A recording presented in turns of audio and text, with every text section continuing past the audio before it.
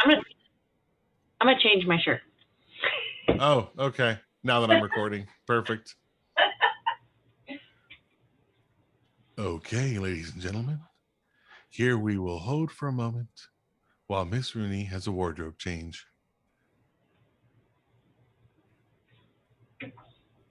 Nothing to see here. Nothing to see.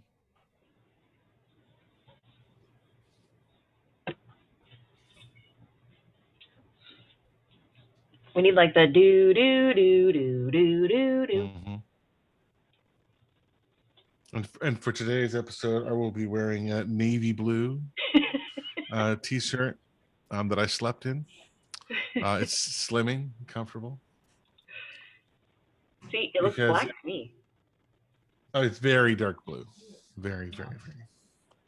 But I've been losing a bit of weight, and I've started to reclaim some of the shirts in my closet that for a season there were they kind of fit, but they only reminded me that I needed to lose weight. So this shirt is now in the middle class zone of it doesn't remind me of me. It's just a shirt. It's not Just a offensive. shirt. All right. So we'll see. I bought 2 shirts from NASA the last time I was there, and I came home and tried them on. I was like, dang it. They just were not. I kind of knew. So the problem with being chubs is there's twofold. First of all, finding shirts that fit is a problem because they don't usually make them long enough. And then you know this that when you wash a shirt, when they're going to shrink, they shrink vertically. And so you don't want like the last thing you want to be wearing when you're a big boy is a crop top. You know, it's just not what brings the boys to the yard, so to speak. So yeah. Anyways, so I have a lot of shirts that I like, but when I am pushing Max Cheeseburger, they become effectively too short. But I think I'm like 17 pounds down now. Nice. It's amazing what happens when you don't eat. It's just phenomenal. You know, or I mean, I do, but like not anywhere near as much. And I've decided that lunch is now like as a meal, it is optional. Like I'll go have, like I just had some strawberries and some pineapple just to sort of cut the edge, you know. But I didn't like I've had so far I've had 2 breakfast tacos this morning and then I've had that fruit and like that's it. And that's very unusual for me, but like in the last few weeks. What ended up happening, I was going to the gym and I was eating healthier just because when you go to the gym and you bust your butt and the app says you only burn 600 calories, and then I look at what the calories are in a burger, you know, like, oh man, all that just for one. So, anyways, the gym right now, they're one gym bought another gym, and now all of it's moving to this new site. And so everything's closed. And so I thought, well, what am I going to do to like in the interim? Right. Because I thought, oh, I'll go. I know I'll do stretches and like body weight, you know, exercises in my room that work against body weight and planking and stuff like that. Nah, I'm not doing any of those things. So the alternative was, how do I cut 600 calories out of my diet in a day? I know, just don't don't eat lunch. There you go. Oh, I see the Set it mopping. down. Yes, Connor is. We have Connor owns floors, anyways. Oh, by the way, when your kids get to be teenage years, I don't know if this will work all for all kids, but I found this to be. We've struggled with chore charts and stuff like that for years, and I think that the latest thing that we have tried seems to be working pretty good. And it's everybody owns a thing; they just own it permanently. That's it. So, like Connor owns floors 100% of the time, so there's no confusion about if there is a deficiency in a certain area, like, oh, who had it on Tuesday or who had it on Thursday, or who was the last person that owned this or that. No, it's like you own this thing and you own it now 24/7. So if there's an issue in that area, then we know who it is. And also it gives them like a place, like they have ownership of it. You know what I mean? Where it's theirs. So they can get their part done and be good and know everything's in order. And it's not like, I don't know, like floors are a good example. Somebody could do a lousy job in the floors, and all that does is push the job to the next person who has to sweep it up the next day, you know. but owning something all for yourself means that your lousy job yesterday just flows onto you today. Yeah. Instead of the other guy who's got, well, I didn't empty the dishwasher yesterday, so now the poor jerk who's got dishes today has to empty yesterday's and load today's. Which So is kind of what we do in the ongoing world, right? You own the payroll file, so if it's screwed up, it's all on you. Right. Yeah, it works out pretty good. So the lesson that they have been learning lately, though, is if you're going to be busy or if you're sick or if you're whatever, then that doesn't mean the work stops. You have to find a backup, which is also true in real world.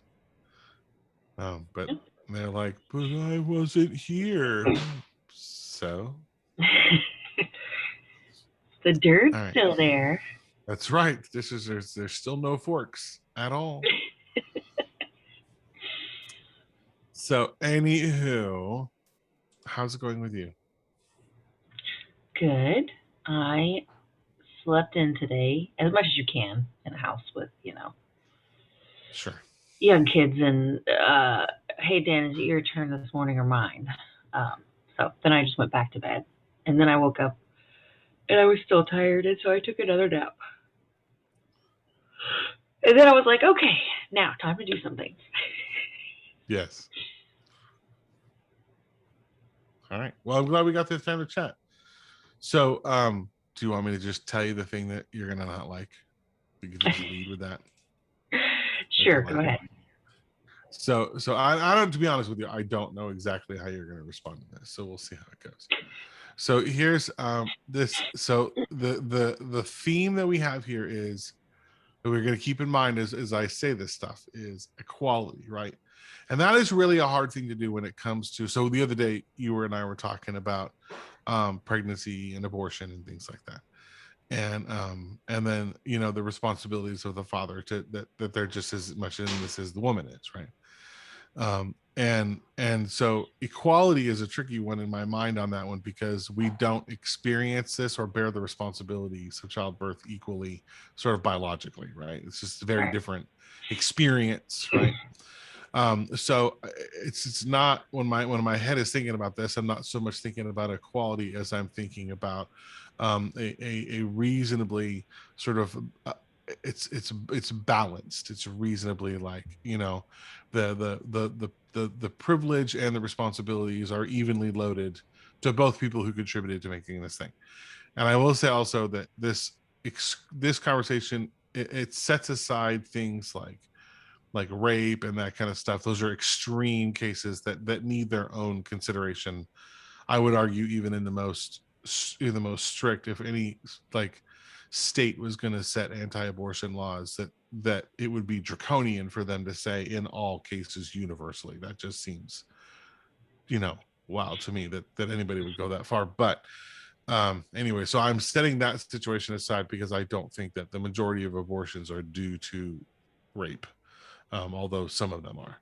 But that's not that's not what I'm talking. Statistically, they're not. Yeah. So what I'm talking about here is that you're, and so in this situation too, I'm talking about outside of a marital relationship too, because when there's although I will talk about marriage for a second too, because marriage does, from when a baby is born, there is a legal responsibility of both parents to support that kid.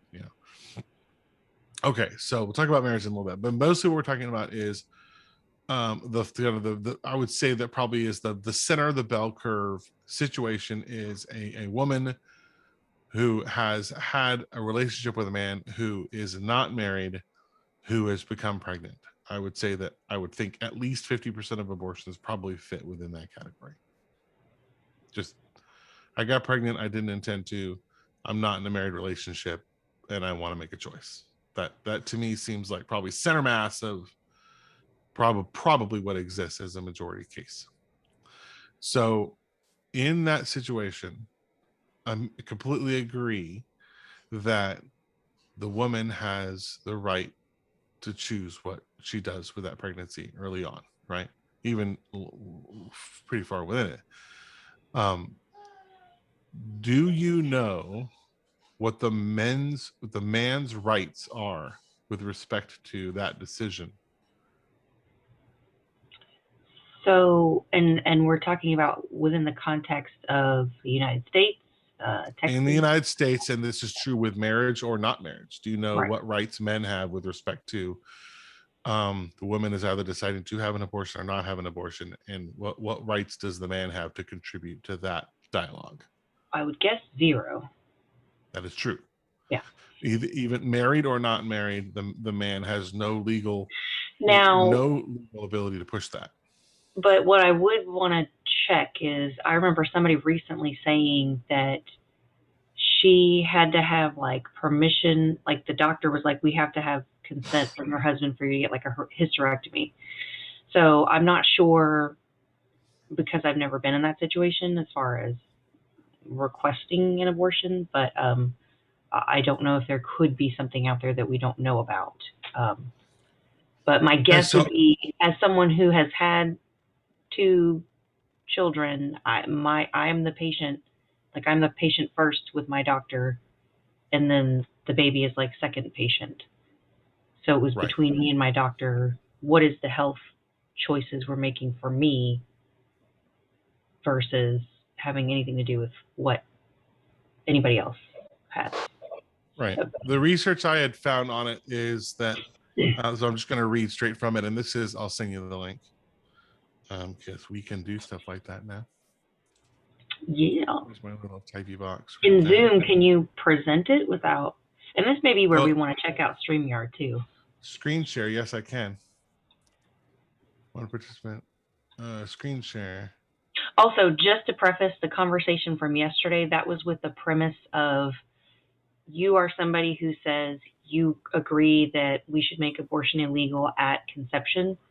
And that was my rebuttal to, if you agree with that, then you should also be pushing for this, this, and this, right? That wasn't necessarily like my stance on the whole thing, if that makes sense. That was me saying that to someone who would agree with these governors who are like, yes, let's make abortion. I believe the premise of, I believe abortion is murder, and I want to push for legislation that makes it illegal from conception. That's the person I was talking to.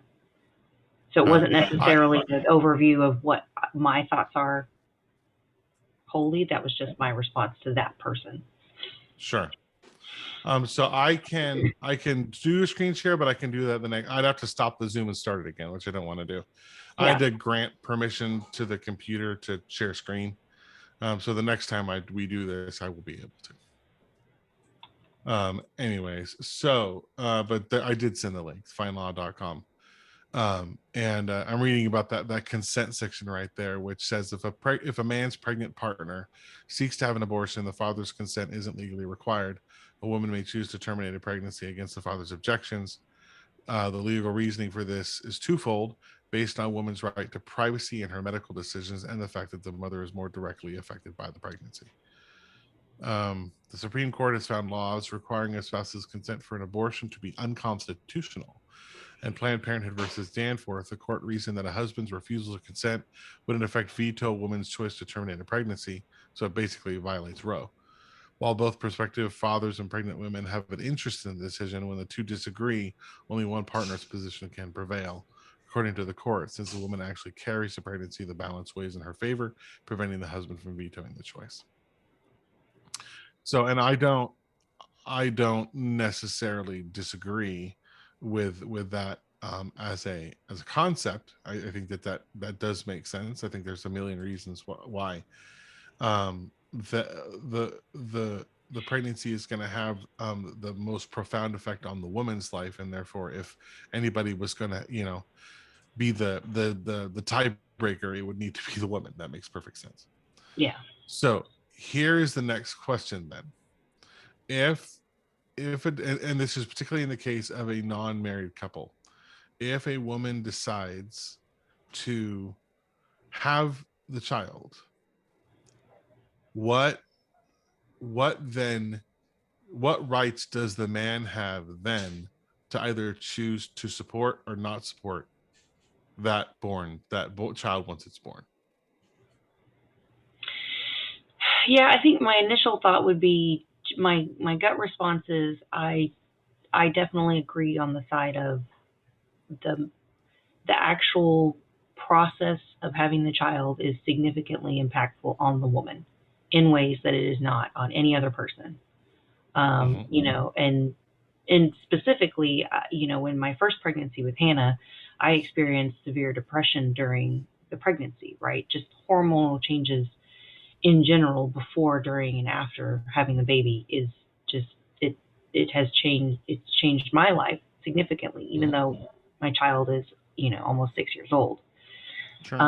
And then the way that pregnancy, birth, and everything affected me after Aaron was totally different. And you know, I was born a Christian, and or you know, I was raised in a Christian, very conservative, right wing family, and I never even considered thinking that abortion was right or wrong. Outside of, I just knew that it's murder and that's wrong, right? You know. Mhm. But when it actually impacted me, I started thinking more and more about that, and I, for me, it is not just about what is morally right or wrong specific to my morals. It's also it's the answer that I would give, or that I would think about, or if I did decide what legislation I would vote on, would be within the context of, no matter what we think is the right answer here, just between you and I, as what we think is right or what we think is, you know, rational. It is tied up in a bunch of other stuff that you can't just consider only the abortion itself, right? There's Mhm. so much after that. And part of that comes back to the question that you're asking. So in this situation, I feel like I agree with the Roe versus Wade, that while the child is still in your womb, that the mother should be the tiebreaker.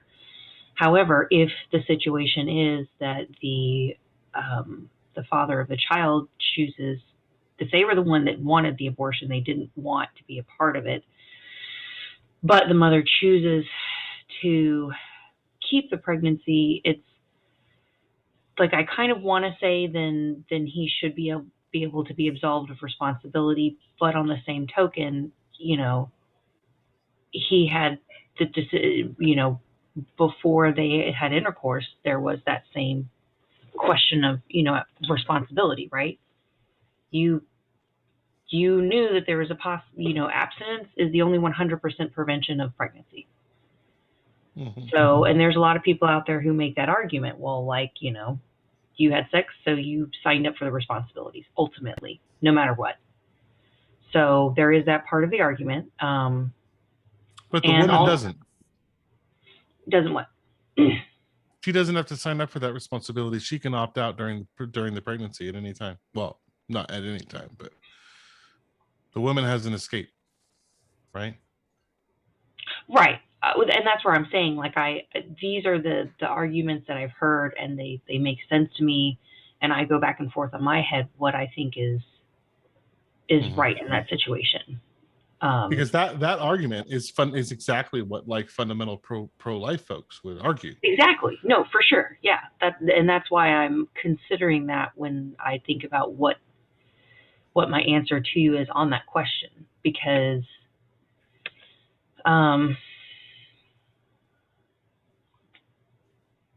yeah, It would it's it would tough seem because to me that for Roe to be balanced, that there should have been some clause in Roe in the decision that had something to do with ultimately what the father's rights and responsibilities are as well, pregnancy and right, post.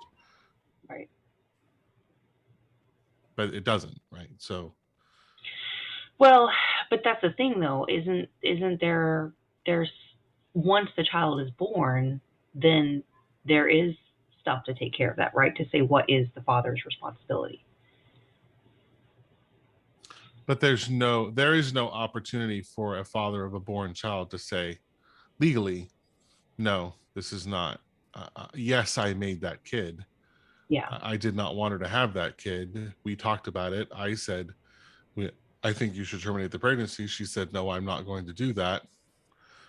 So now, because she maintains the authority over the pregnancy, now he is bound to a financial obligation for the next 18 plus years over a decision that he didn't want to make. But if the reverse was the case, and the husband or the boy, the man, wanted to, the boy, I'm thinking of these, like, 20 somethings, they all feel like kids to me. If the adult male in the situation decided that they wanted to keep the pregnancy, and the woman decided no, then she can override him on that one. And her responsibility, I mean, neither of them, of course, would have financial responsibilities, but at the same time, the father would be robbed of a lifetime of being a father. I mean, that to me feels equally, at least equally, as critical as financial support, right? Yeah.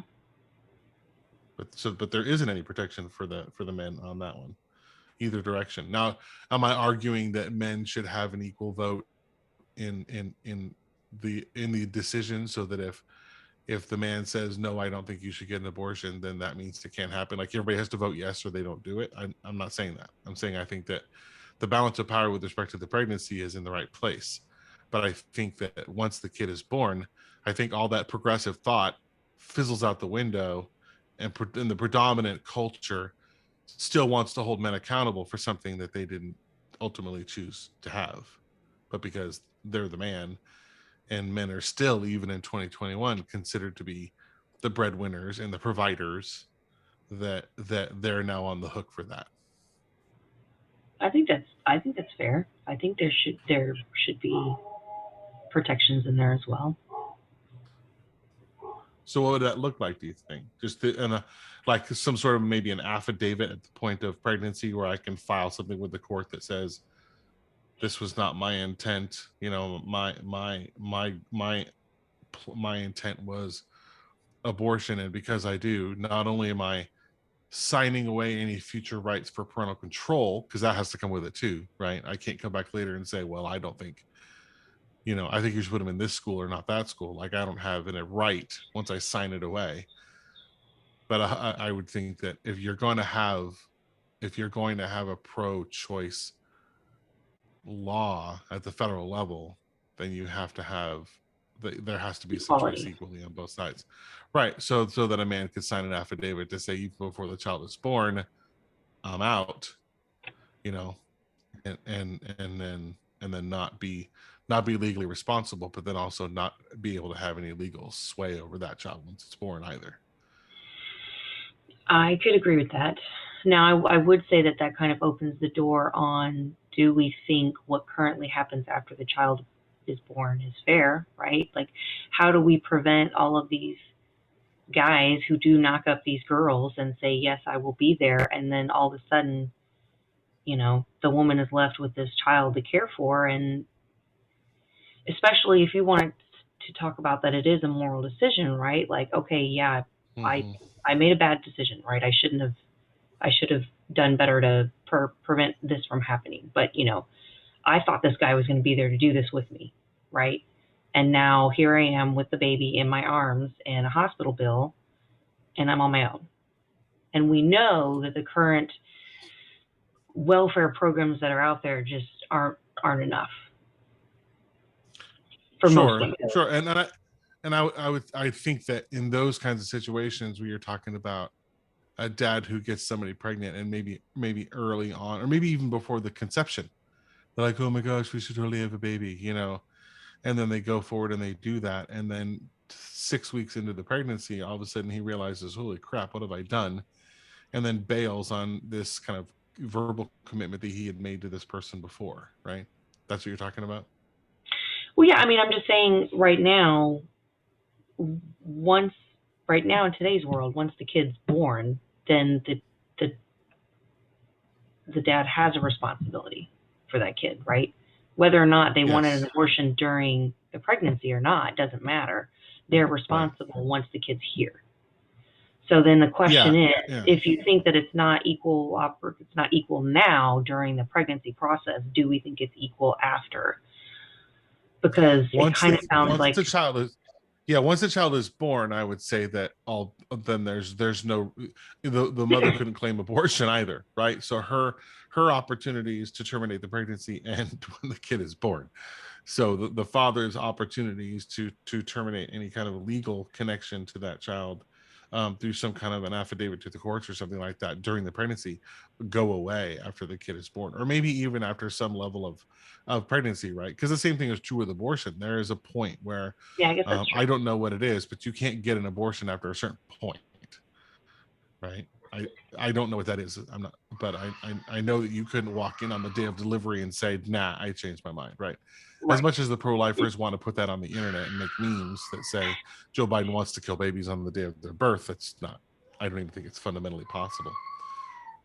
No, not Can not you in hear any Benny? state that I Can you hear can't. Benny in the background? I was wondering. I switched away from the regular conference call mic that I use because I know it has such an ambient effect. Over to the Shure because it's a different mic, but I was wondering how much background it picks up. So, anyways, yeah. So I would think that to the degree that a woman has the right to make that choice, up to a certain point, that during that same period of time, the man should have the right to make that same choice. That disconnects him from that pregnancy and and to the question that you had of like the men that like say they say they're committed and then they bail, they probably would have done that anyways, right, with the paperwork or without. um I mean, I certainly know women in my life that have had kids where the men, regardless of any kind of threat of well, I mean, so the child support thing only works if you have any money, right? If you're poor, Right. you don't have a job, then you're the only recourse to child support is you go to jail, which feels like an imbalance to me, you know. That if the father knew Yeah. from the get-go that they had no intention and no ability to care for this child, and this was not their plan, that if early on they could sign that to say, i'm out I'm out with responsibility, I'm out with benefits, I'm out with the whole thing, like I don't get to have a say in this kid's life in the future either. um, that to me feels more balanced than where we are right now. And I think this is why, in general, when it comes to the conversation of abortion, I get frustrated because the conversation is always focused on what can we do to stop the abortion after there's Mm-hmm. a pregnancy. When the statistics show that the best way to prevent, or the way to lower abortion rates is to provide free birth control, provide sex education. And that's what frustrates me, is that a lot of people that say, I want tougher abortion laws, but I also want to take down Planned Parenthood, Sure. because Planned Parenthood is literally the main source of women's health care, not just for pregnancies, but just health care in general for underprivileged women. And if you want to sit there and say, I want to make the abortion laws so strict that you have to carry a child when you don't want to, but I'm also going to take away your access, your number one access to health care for you and the pregnancy, that's what Mm-hmm. upsets me. Number one, that's a huge problem to me. And then two, history has shown us that the abortion rates are lower than they ever are or have been. And it's not because of stricter abortion laws. It's because we're getting birth control out there. We're getting sexual education out there. Mm-hmm. And then my piece on the whole birth control for men, that's been something that has been very important to me ever since we were in the phase of our life where, okay, we want to have children. Well, then there's a space in between children and a space after those children where we're trying to decide when and how many more children do we want to have. Mm-hmm. And it feels like 100% of the responsibility of preventing that pregnancy is on the woman. Because outside of, okay, yes, condoms, but like, not, it's not 100% honest, but it feels frustrating, because one of the things that I struggled with is I've read a lot of research where there are some links to cancer and health effects to birth control, right? I experienced, after Hannah, I took like the the one that only had progesterone or estrogen or whatever. It's the one that you can take while you're breastfeeding.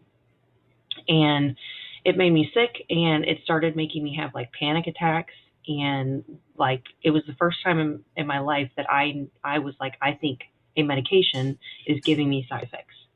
And as soon as I stopped taking it, all of that went away. And I started asking moms in mom groups and doing research, and lots of women have the same reactions to that type of birth control. So it's upsetting to me that how long have we had birth control? Like since the 70s or something like that. Yes. But it's like the women are the experiment, right? It's like, we'll just keep going, and we'll just keep working on the birth control for you guys, stuff that's more foolproof or whatever. Like, um, but there's no men out there with like protest signs saying I want better birth control for me. Like, it just, I don't know. I don't know. That's how I feel about that. What male birth control exists outside of condoms? I don't think I've Well, that's never what I'm had to saying. research this. But that's what I'm saying. Our society is okay with that. That since the invention of hormonal birth control, we come up with all kinds of forms. So women don't like taking a pill every day, so let's find something that we can insert into her uterus. Oh, that doesn't work for everybody. Let's find a shot that she can take. They have patches now, like nicotine patches, but it's birth control patches. Yeah. How much research and effort has been put into finding other types of birth control for men as much as there has been for women? Not a lot. And that No, in fact, to me feels like, again, we're putting more of the responsibility to prevent the pregnancy on the woman, right? Because if I'm taking my pill every day, we can't be in a situation where we say, oh, I don't want to use a condom today. Like, sure. that means I'm Sure. more foolproof preventing the pregnancy than you are if your only form is condoms and you decide that you don't like the way it feels or whatever. We're like, hey, you're on your birth control, so I don't need to wear a condom. Like, the guy doesn't Right. have to be inconvenienced at all. But that means I had to have Yes. taken, and how many times I've had friends where they're like, I always use condoms because the girl might tell me she's on birth control, but she could be lying. She could also have So, herpes. or that.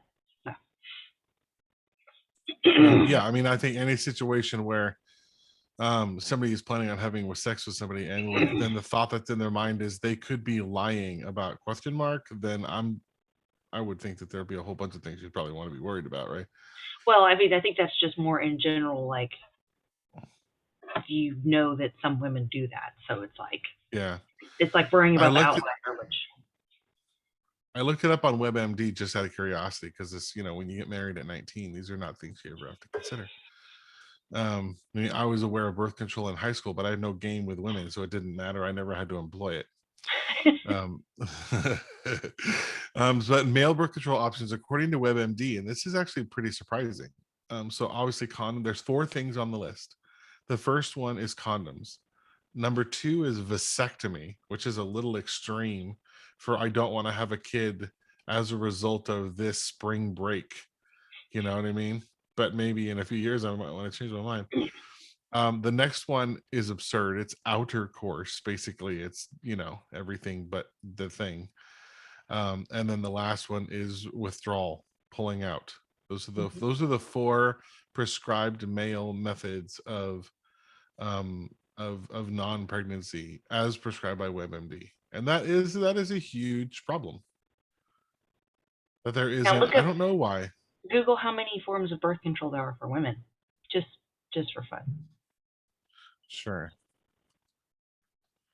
I'm sure there's. There are about 12 in total and counting. And then Oh, this is let's look at on Planned what Parenthood. what are the side effects of withdrawal? What are the side effects of Um, hormonal birth control? oh, sure, right, yeah. And I don't, and this is a weird. a weird problem to experience, because I don't think that the lack of male birth control is because um aging male politicians, who tend to be the villains in everything because they kind of are most of the time, are going to scientists who and telling them to not independently study this problem. Do you know what I mean? Like, it No, would seem for like sure. somewhere in the scientific community there would be some person who is not swayed by, you know, maintaining the power balance between genders and whatever it is that might cause all this stuff to happen, and would just like, hey, let's see if we can figure out a way to do this, because I'd like to sell it to Pfizer and be rich someday, you know what I mean, or whatever. I want to be the Marie Curie of testicles. But that said, these aging politicians don't have a problem sitting there and saying, oh, yes, we should make abortion illegal at conception. Who cares Yes, what happens yes. before? Well, and this, so there are so many elements to this, and I do wish we had some right-wing evangelicals on this call, and I hope that some of them watch, because I'd really like to know what their thoughts are on this. But if you're going to take a position um of pro-life, excuse me, of yeah, of pro-life, um but you're not going to but you're gonna try and do that through politics. So why do we think, what is the fundamental basis for the pro-life argument? It's their faith, right? It's the Bible telling them that this is fundamentally wrong, that this is murder. And I grew up in the Christian community myself, as did you. And I understand where that argument comes from, and I think that if you believe that, then absolutely you should stand in front of Planned Parenthood and I mean, you believe that kids are being murdered. I mean, you better be upset about that. You know what I mean? If you are a fundamental Christian and you are pro-life and you are casual about that, I would challenge you, right? Because we're talking about, you believe it's murder, so you better either step up or shut up. So I expect them to be vocal. That makes perfect sense. But if you're going to take that position, and you're going to drive federal law based upon your religious beliefs, how do they not see the slippery slope of, well, right now it seems safe because, let's take Trump as an example. I've had many conversations with fundamental Christians who think that Trump is a born again Christian. I would love to have that argument of its own accord. But let's just say, for the sake of argument, that they're right and that Trump is a born again Christian. Um, the only reason there's an argument to be had about, let's overturn Roe v. Wade and let's make pro-life the law of the land of our government, is because they perceive the Christians are the ones that are in power in politics right now. So it's safe to argue a faith-based opinion because it seems like their side is going to be in charge. You know what I mean? But like, what if we elected Mormon leadership? What if we elected um uh what's it well, just Catholics, right? I mean, Joe Biden is Catholic. And as far as I understand, the Catholics think that all form of sperm not meeting the egg, including just morning time by yourself in the shower, is right, is fundamentally like breaking God's law. So in that particular case, I mean, the Catholic Church, that's why they were arguing about, the Catholic churches not wanting to have Obamacare, that forces them to have health insurance that pays for like birth control and condoms and things like that, because all of those things are, from their faith-based perspective, is against God's law.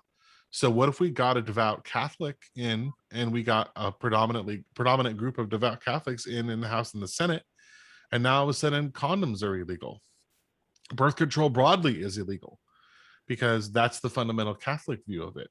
I don't know what the Muslim view is of birth control, but what if we got a Muslim president someday? What is the what there's a fundamental problem with I want my faith to drive my politics, because you make the assumption that your faith is always going to be in control.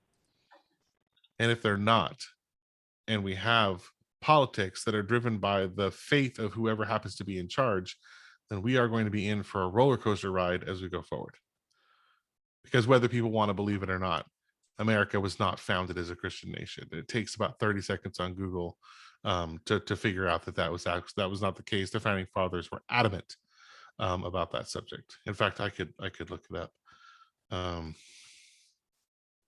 America.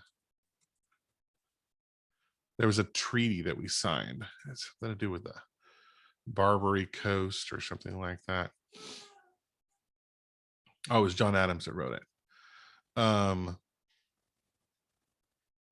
It was a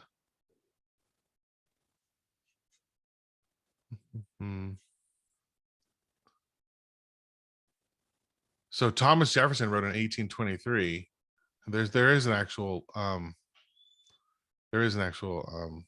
thing. It was a bill about this, but Thomas Jefferson wrote in 1823, which isn't, I mean, we could say, oh, this is ancient history. That's not ancient history. That's 150 years ago. You know what I mean? That's what, 3 generations of living people, chain to chain. The day will come when the mystical generation of Jesus by the supreme being in the womb of a virgin will be classified with the fable of the generation of Minerva in the brain of Jupiter.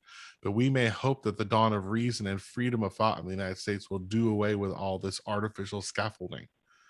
That was Thomas Jefferson. Do you know what I mean? Fundamental architect of what America was intended to be. And then there is another. There was a bill in here. Declaration, Articles of Confederation. It definitely feels like there's generations of people who think that religion and laws should be tied together, and yeah, for sure. I go back and forth on that myself. And actually, Dan and I just had a conversation about this the other day with the whole, like, can you legislate morality? Which a lot of times that's kind of the intent of law, whether or not it relates to a specific religion or not, but just a group of people that live in the same place trying to make rules and govern that group. There's got to be some sort of collective idea of what is right or wrong. Mm-hmm.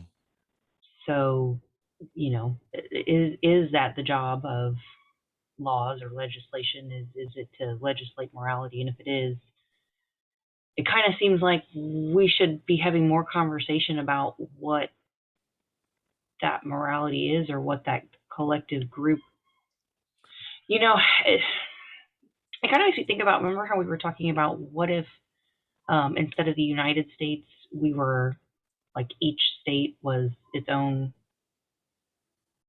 like we were just the states. Just let people go back to, all right, everybody that lives in Texas, you seem to have a common way that you're still in Texas, so you probably like the way things are. So go ahead and legislate and rule the way that you know, keep your guns and do all that stuff because that's what you like. Focus on that. Sure. And then, right. Yes. Right. If that doesn't make you comfortable, you got to move to, California or whatever. Save babies and put black men in electric chairs. Sure. Have at it, Texas. On that subject, by the way, of just the founding of our nation, I found this interesting myself. I didn't know this. Do you know when the Pledge of Allegiance was formally adopted by Congress as our national Pledge of Allegiance?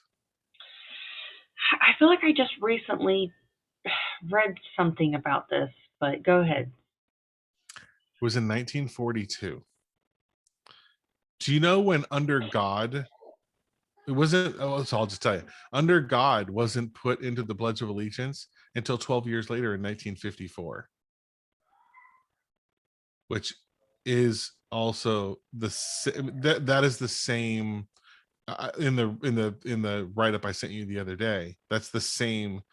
That's the first of the two periods that the boomers look back to, right? I mean, that's when sort of the Christian majority was starting to I mean, that's why they put under God in it in the first place, right? That's why there was the political inertia to do that and to make that change, because in the 1950s there was, you know, a swell of that interest, but it was not that concept of America is. I saw it the other day on some stupid TikTok or something, How does that that make you America is feel? founded as a Christians. How does that make you feel as a Christian? Which part? That part, or that just we weren't founded as a Christian nation, but then in the 50s, all of a sudden there was a majority of people who were like, let's bring God back into the picture. Like, I guess for Oh, me, my first thought is if we are good Christian people, we can bring God back into this nation by following God's word and being mhm, righteous people. We wouldn't need to put it in a pledge of right. allegiance that everyone says in a school. I To agree me, with it you. seems like if you I have to put that in there, we're not really being good Christians in the everyday world.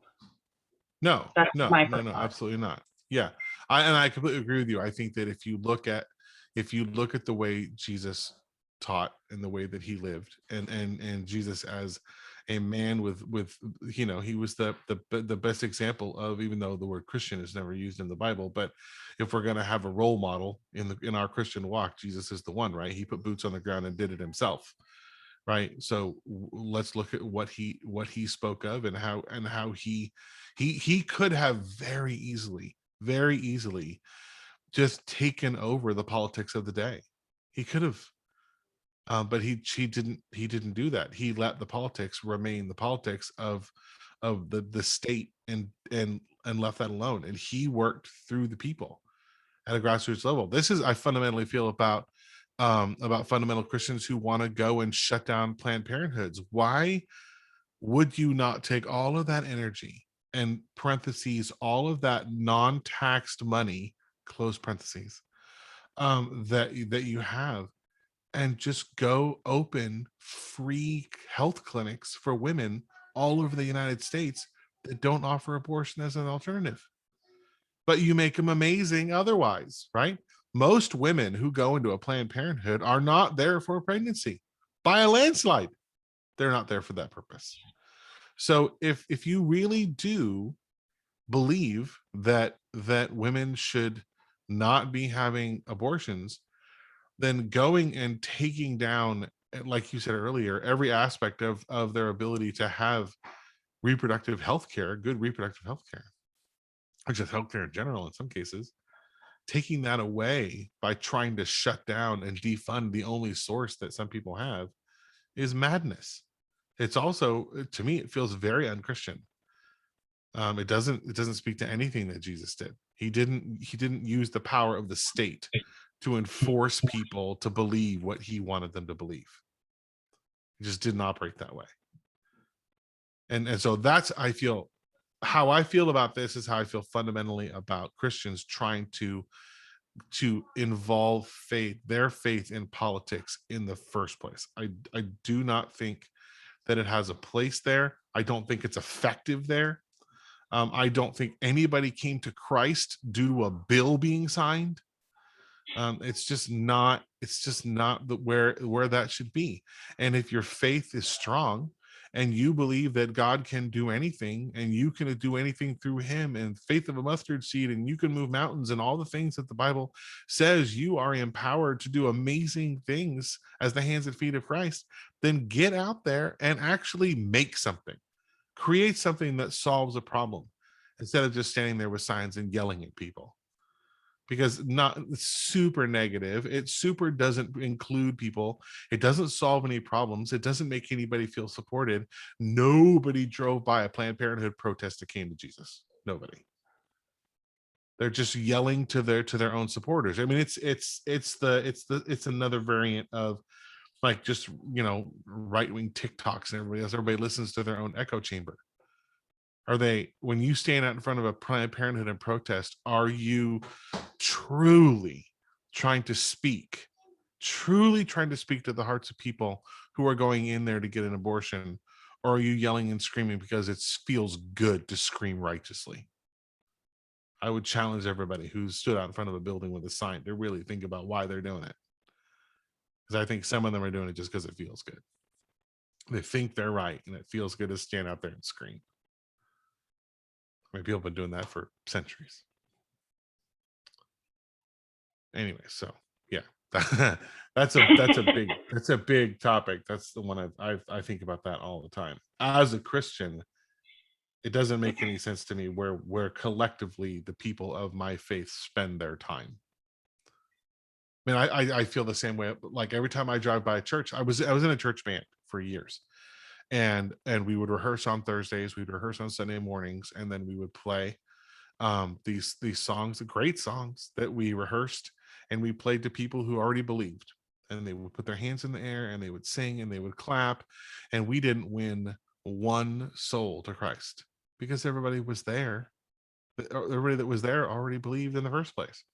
And then we pack up all of our instruments and we don't do anything about that. We take all that skill, all that passion, all that ability, and put it in a case, lean it up against the wall, and wait till rehearsal next Thursday where we pick the songs that we're going to sing to people who already believe the next Sunday. And that's it. We just do that over and over and over and over again. It's absolutely non-productive. You know what I mean? Like if you really wanted to build the church, if you really wanted to have more hands and feet of Christ in the world, the community, the Christian community at large would do what Jesus does, right? Shut up and love people, right? Get out in the world and meet people where they are and love on them just as they are. And I have found time and time again that kindness is the thing that overwhelms people more than anything else. Do you know what I mean? And One hit of their the bank things that, say again? and hitting their bank account. Yes, for sure. So like I have found, I make a habit of this, and the kids have seen me do it 1,000 times. That if you go into, everybody walks up to the counter at the grocery store or McDonald's or whatever, and hey, how you doing? How you doing? Nobody's really asking. And so the kids have heard me walk up to the counter person a bunch of times, and I'll say, "That's your customer service answer. How are you really doing?" And I would say it's 1 out of 5. It stops them dead in their tracks because they haven't anybody ask them how they're doing all day long. You know what I mean? Yeah. We are a Christian nation, and I can walk around the world and find hurt people with the throw of a stone in any direction, and nobody cares. They get their coffee and they move on. If people are going to be the hands and feet of Christ, screaming out abortion is not the place. Screaming into Twitter, making crappy memes against Joe Biden. I mean, is that what Jesus would do? If Jesus was alive in 2021, would he have like an iPhone and just sit at home and make clever memes and just post them out into the universe? And that felt good. And then go and count all your likes and you see how amazing you are. Ugh. Oh yeah, we're talking about abortion. I forgot.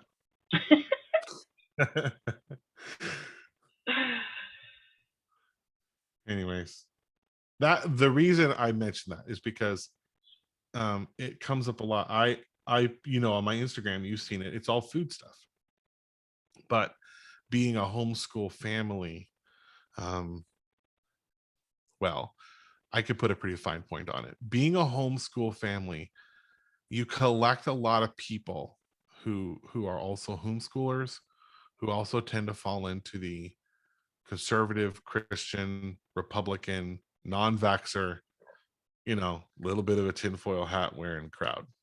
And there are a lot of people that I know and that I love, who I know through Instagram, through our relationship with homeschooling, who do believe that. And for the most part, I post my pictures about food and I let them live their lives, unless they post some story that runs through my Instagram feed that is just clearly blatant lies, just intended to like stir the blood up of people that already think the way they think. Do you know what I mean? You see them all the time too. And I take those moments to push back and say, help me understand. Is that really what you think? And 90% of the time, not all, 90% of the time, it gets to a point of, well, this is just what I believe, and then they stop. They stop talking. They won't read the text of the bill. They won't read the full context of the quote they're misquoting.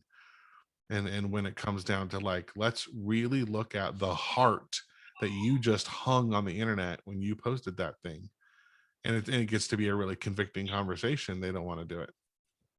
I did have one conversation that actually went really well. Somebody posted something really toxic, and I asked her that question: is this what you really think? And then it was a bunch of party line stuff, and then I said, can you send me anything, any quote that Biden said, or any legislation that they're attempting to pass that backs up this fear that you have? And then she sent me Facebook posts from Republican leadership. No, that's not what I'm asking about.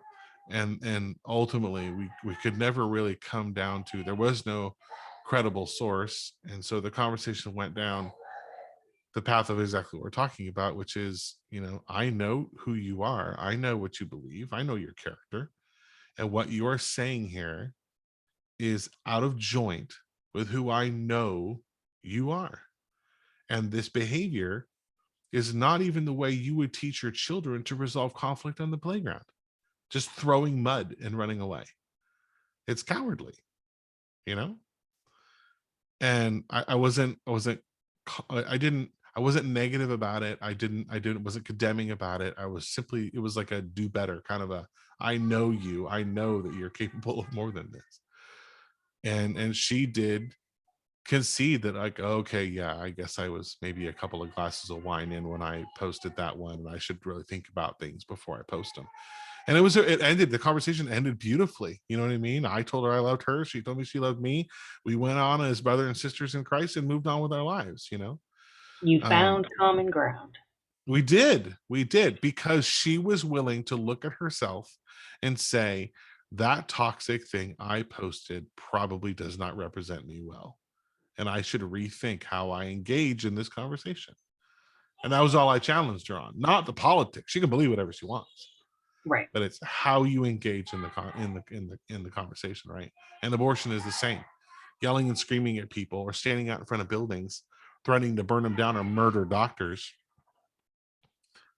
How does that win people to Christ? How does it demonstrate your faith?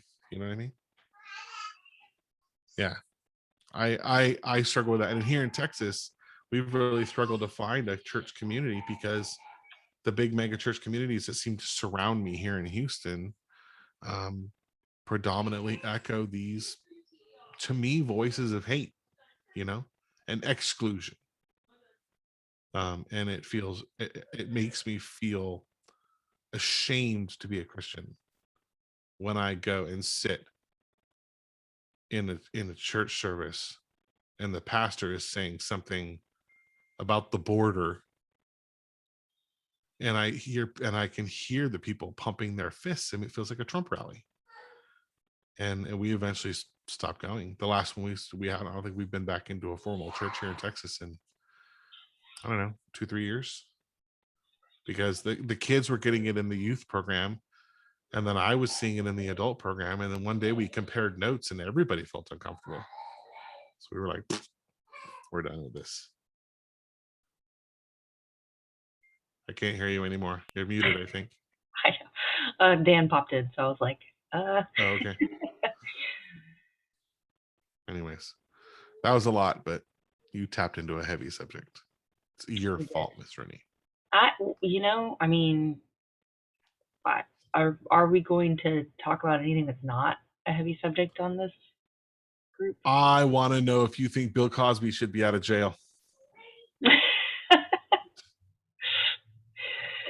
uh,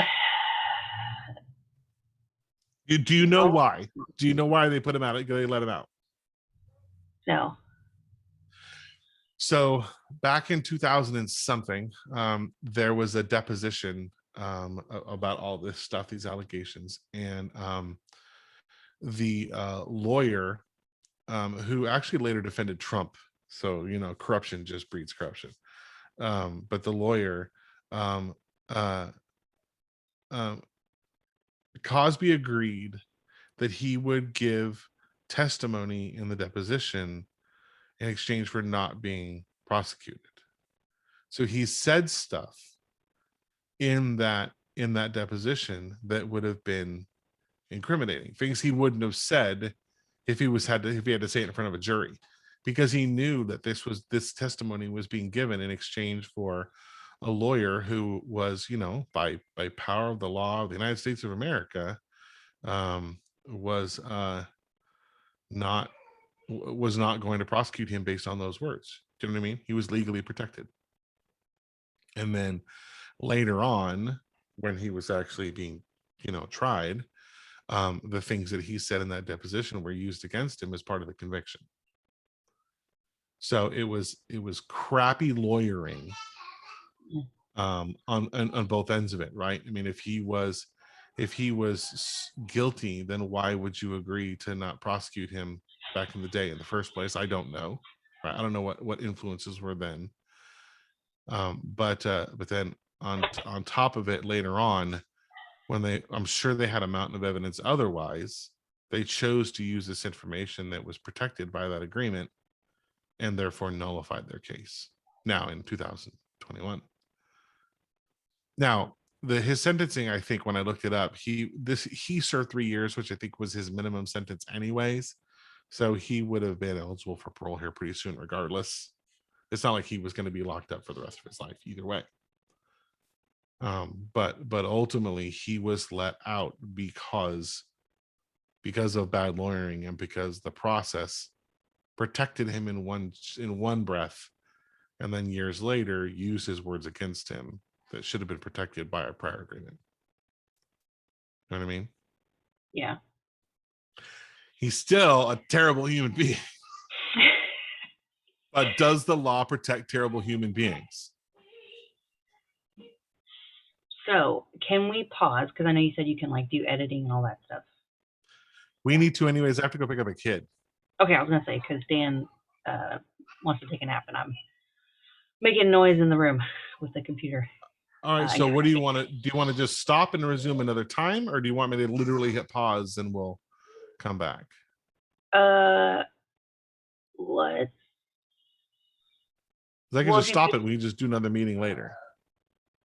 Yeah, let's just do that, and then that way we can pick up there if we want to, or if something else comes up between now and then. Sure. Well, I still want to hear what your thoughts are on Bill Cosby getting out on a technicality, because there are some people that are enraged by this. Right. You know what I mean? But then it's hypocritical, because if it was anybody that they didn't think, that they thought was a good guy who had been screwed over by the law, well, then they'd be fine with it. It's like, oh, we can fry our villains, but let's save our heroes. So the law doesn't apply equally to everybody. Yeah. I think that's the argument, right? All right. Anyway, so I'll stop for now, and then we'll come back another time, and I can stitch all this together. All right. Sounds good. All right. Be well. See ya. All right.